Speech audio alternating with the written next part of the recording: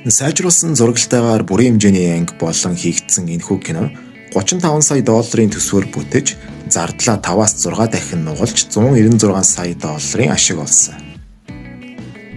За бараг л яг л гарддаг тэр жилд нь үзчихсэн санагдчихээн. Ер нь надад тэр үедээ бол их таалагдсан.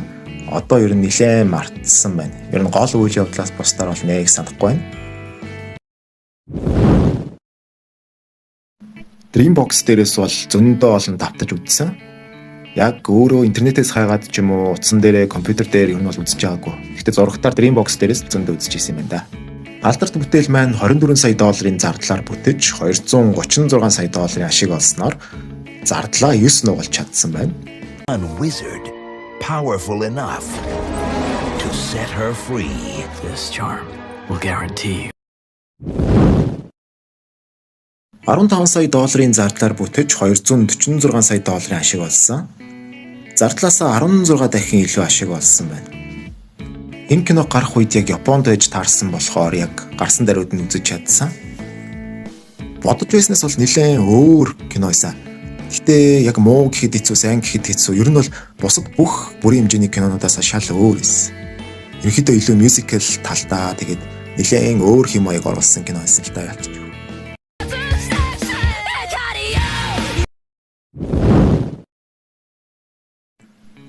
Бусдыгаа бодвол нэлээд харьцангуй бага буюу 5 сая долларын төсвөөр бүтсэн ч 172 сая долларын ашиг олж чадсан.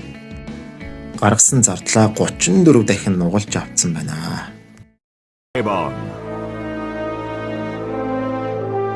humans may have created me, but they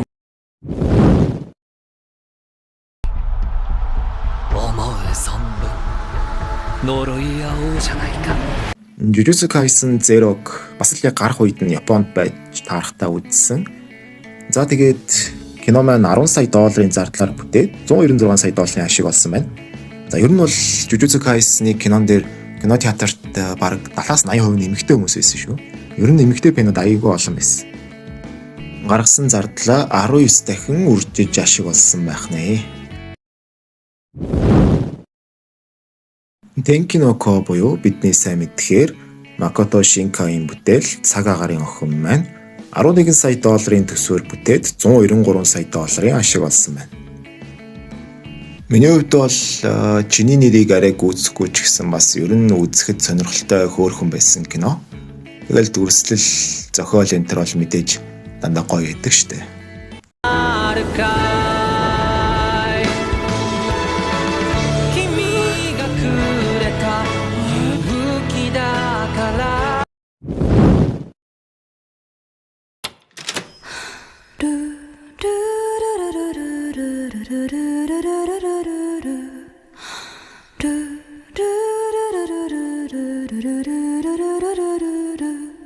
Анимасаа илүү дуу нь баг илүү од болсон энэ хүү бүтээл маань 15 сая долларын зардлаар бүтэж 323 сая долларын ашиг олсон. Зардлаа 21 дахин өсгөж ашигтай ажиллажээ.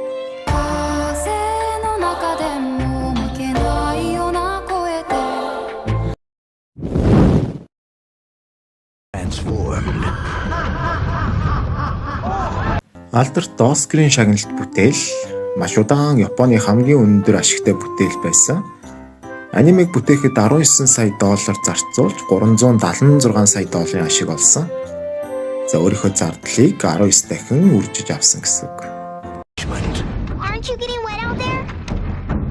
I'll leave the door open for you.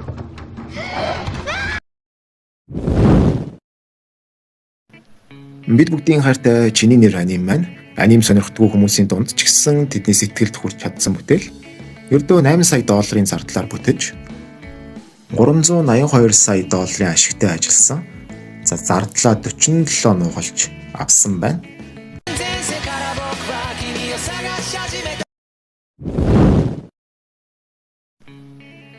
За эцэст нь Kimetsu no Yaiba Mugen Train 2020 онд Японы гэлтгүү дэлхийд даяар үзэгчдийг байлдан дагуулж чадсан төгс бүтээл.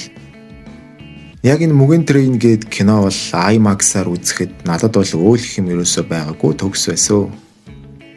Кино маань 15 сая долларын зардлаар бүтэж 507 сая долларын ашиг олсон. Мөгэнтрийн найруулга, тэр хөгжим тавилт, за тэгээд зураглал, ер нь бүх юм нь ярих юмгүй амар өсөө. Үнэхээр сэтгэл хөдлөлгөөж бас нүд баясгаж болж чадсан. За тэгээд кино театрт IMAX-аар үзэхэд бол бүр галзуу байсан. За тэгээд энэ 10 бол яг цэвэр ашиг орлогоороо топ 10 гэхэд бол бас хэцүү. Ерөнхийдөө арай бага зардлаар бүтээд илүү их ашиг олсон бүтээлүүдийг топ 10 руугаа орууллаа. Эдгээртээ ер нь л ойролцоо жишээ нь одоо Ponyo Enter байна. 36 сая доллараар бүтээд 204 сая долларын ашиг олсон ч гэдэг юм уу. Ерөнхийдөө ойролцоо бүтээлүүд бас байгаа. Бичлэг маань таалагдсан бол сувг дээр маань subscribe дараад сэтгэлдүүлэлтэйгээрэй. Дараагийн бичлэгээр уулзтлаа баяр таа.